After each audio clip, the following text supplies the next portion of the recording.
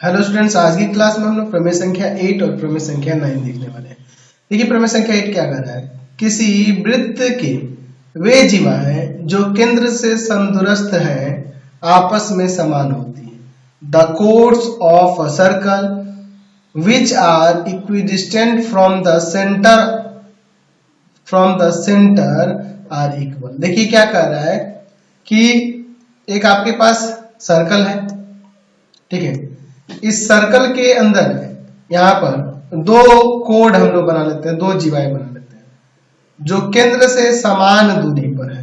ये दोनों जीवाएं क्या है जी, केंद्र से समान दूरी पर। तो एक काम करता हूं, मैं एक जीवा ए बी नाम देता हूं और दूसरा हो जाएगा सी डी। ये दोनों जीवाएं केंद्र से समान दूरी पर है, तो ये आपस में बराबर होंगी, ये हमें दिखाना है, ठीक है। यहां से हम लोग केंद्र से इसकी दूरी ले लेते हैं, यहाँ पर कुछ इस तरह से। तो यहाँ हम लोग ले लेते हैं ये लंब इस पर ओ एम, लंब ए बी पर, और ओ एन जो है लंब है सी डी पर। ये ओ एम ओ एन बराबर है, यानी केंद्र से इन दोनों जीवाओं की दूरी बराबर है, तो ये दोनों जीवाएं आपस में बराबर होंगे। ये हमें सिद्ध करके दिखाना होगा इसमें, इस प्रमेय में यही करना है। देखिए दिया क्या है, दिया है वृत्त जिसका केंद्र है O और त्रिज्या है R। इसमें क्या देख रहे हैं, दिया हुआ है कि AB तथा CD दो जीवाएं हैं। OM लंब है AB पर और ON लंब है CD पर। OM बराबर दिया है ON के, तो सिद्ध करना है। क्या सिद्ध करना है जी, हमें सिद्ध करना है कि ये दोनों जीवाएं ए बी जो होंगी दूसरी जीवा सी डी के बराबर होंगी।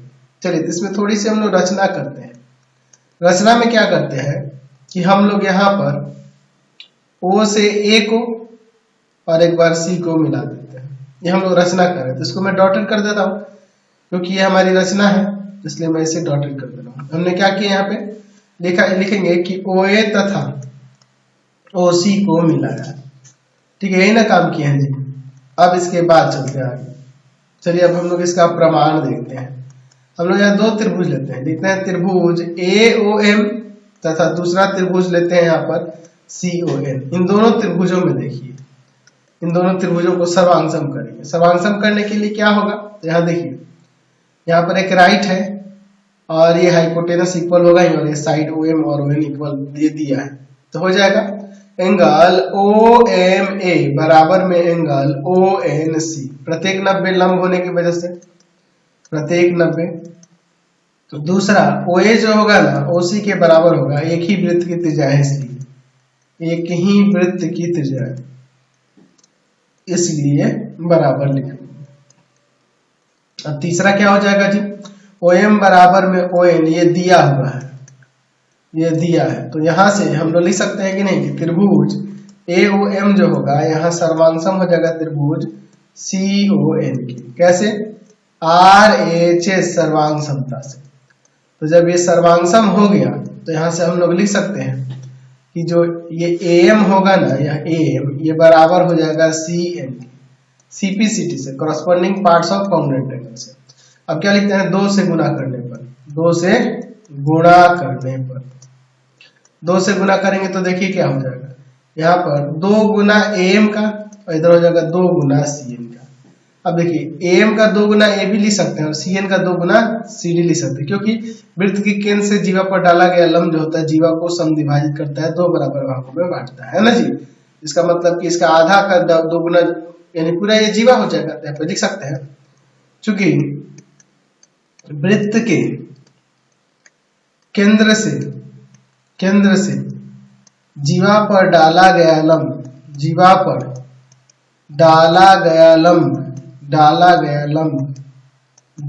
को समद्विभाजित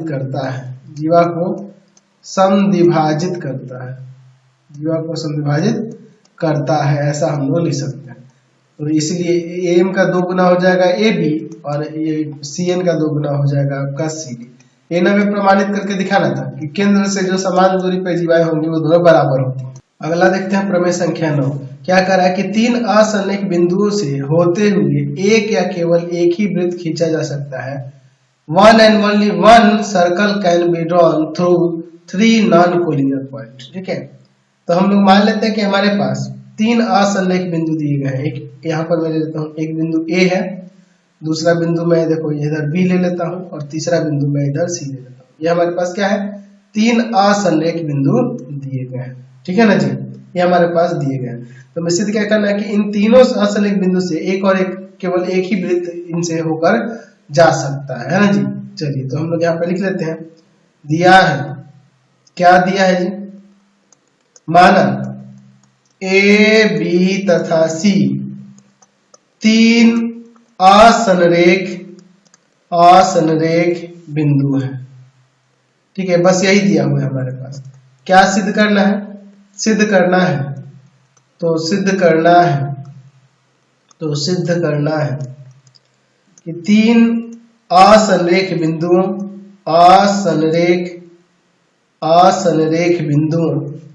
3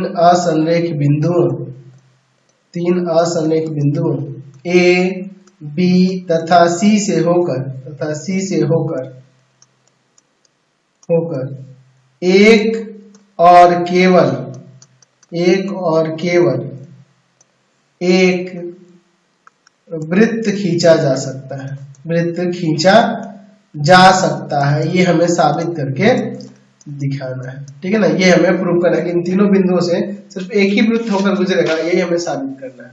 इसमें थोड़ी सी हम लोग रचना करते हैं। देखिए रचना में क्या करते हैं, रचना में ना हम लोग क्या करते हैं, यहाँ ध्यान से देखिएगा, हम लोग ए से बी को मिला दो, ठीक है, और बी से सी को मिला देते हैं। ठीक है, दोनों को मिला, ए से बी को और बी से सी को, और इन दोनों का हम लोग लंब संधिभाजक खींचेंगे। तो लंब संधिभाजक के लिए करना क्या होता है, आप प्रकाल लेना, पेंसिल लेना, प्रकाल पेंसिल को लगा लेना, आप ए बी के आधे से ज्यादा माप कर इधर काटना और फिर बी पे रख के इधर काटना, फिर इस तरह भी एक बार इस पे रख के ए पे रख के और एक बार बी पे रख के, दोनों पे रख के ऐसे काटना, और इसका लंब संधिभाजक ऐसे खींच देंगे।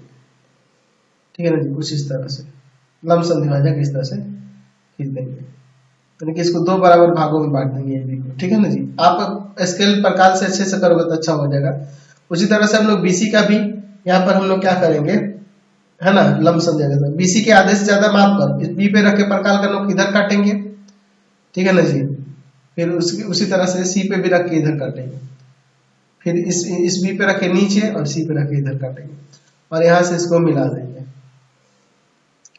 ठीक है ना जी, इस तरह से कुछ मिला देंगे।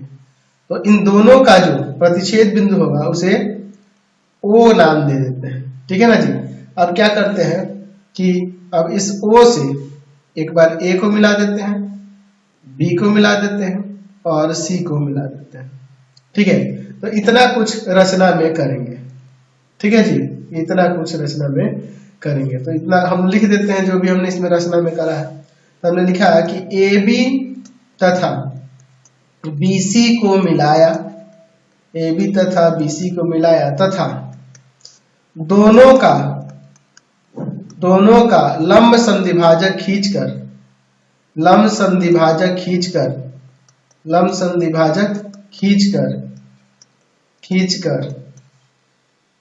प्रतिच्छेद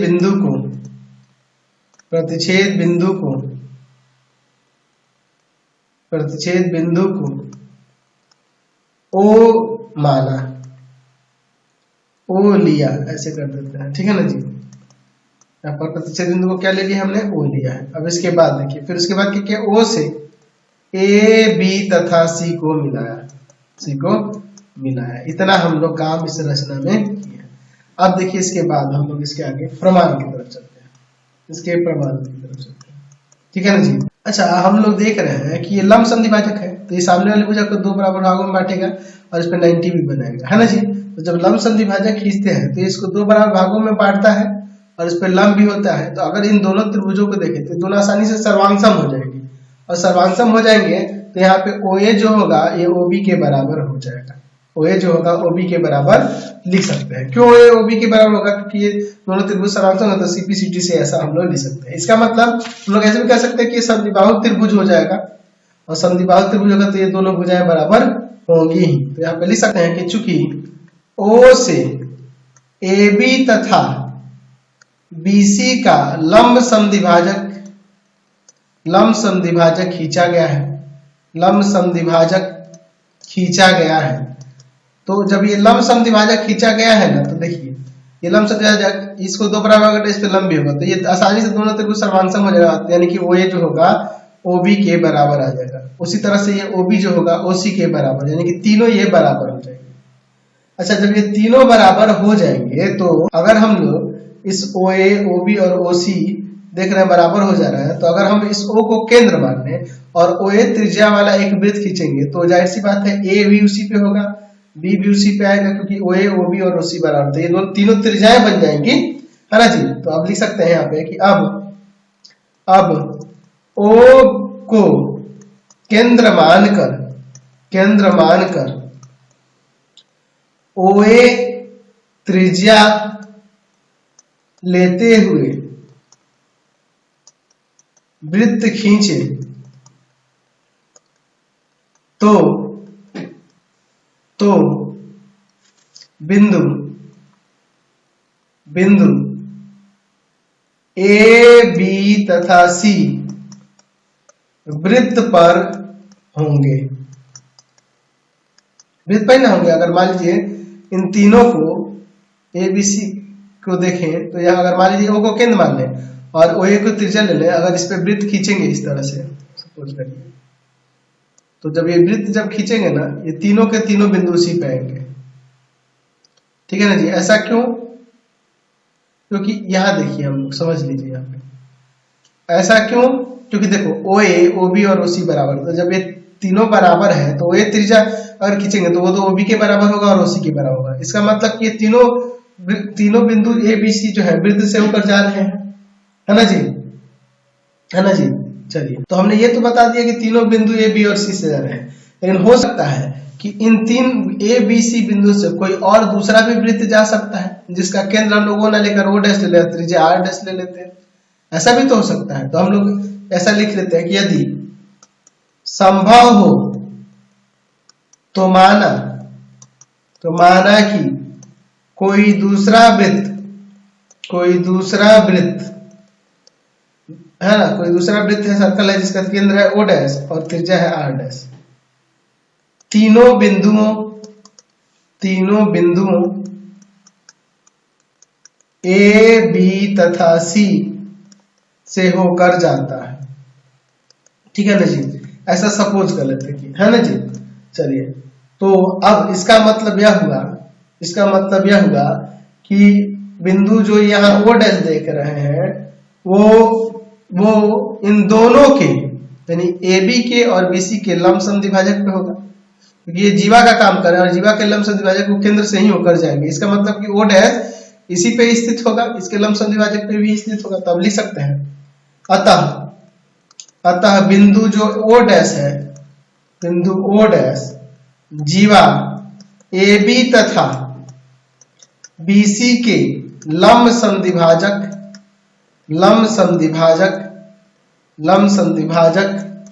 पर स्थित होगा। लेकिन देखिए, हम लोग जानते हैं कि दो रेखाएं एक दूसरे को केवल एक बिंदु पर प्रतिच्छेद करती हैं, है ना जी। मतलब इसका मतलब यह हुआ कि वो जो O डैश लिए हैं वो O डैश और वो एक ही जगह पर होगा, क्योंकि एक से अधिक बार तो प्रतिच्छेद नहीं कर सकती है ना। चलिए, तो यहाँ पर लिख सकते हैं अतः O तथा O डैश संपाती हैं, ठीक है ना जी। इसका मतलब कि यहाँ OA जो था, OA और O डैश A बराबर होगा, और यहाँ इसका मतलब ये होगा कि उनकी जो त्रिज्या थी R और R डैश बराबर होगी। संपाती होने का मतलब यह ना हुआ, इसका मतलब यह हुआ कि हम कह सकते हैं कि जो तीन असंनिग्ध बिंदु हैं उनसे केवल एक ही वृत्त गुजर सकता है, एक से अधिक नहीं हो सकता है। इसलिए तीन असंरेख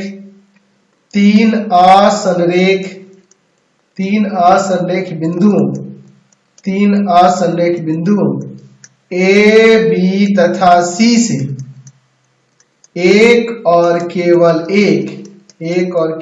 एक ही वृत्त गुजर सकता है, ऐसा हमने दिखा दिया। तो एक काम करते हैं, आज की क्लास में इतना ही। नेक्स्ट वीडियो में आगे देखेंगे। आपको हमारे 3 चैनलों को सब्सक्राइब करना होगा। पहला है पाथफाइंडर क्लासेस छपरा। दूसरा है आपके पास भारती भवन रविकांत सर।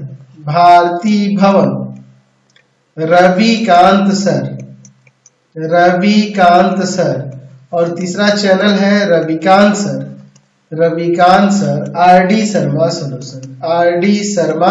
सॉल्यूशन। तीनों चैनलों को सब्सक्राइब कर लेंगे। इससे रिलेटेड वीडियो के लिए सीधे डिस्क्रिप्शन में, इससे रिलेटेड नोट्स के लिए गूगल पे जाकर सर्च करेंगे www.ravikantsir.in और यहाँ जाकर आप सभी क्लासेस के नोट्स, उनके पीडीएफ को डाउनलोड कर सकते हैं, पढ़ सकते हैं। इंस्टाग्राम और फेसबुक पे जाकर पाथफाइंडर क्लासेस छपरा को लाइक एंड फॉलो करना नहीं भूलेंगे। Thanks for watching the video. Comment करके जरूर बताएं कि हमारे चैनल की वीडियोस आप सभी को कैसे लगते हैं। Thanks for watching.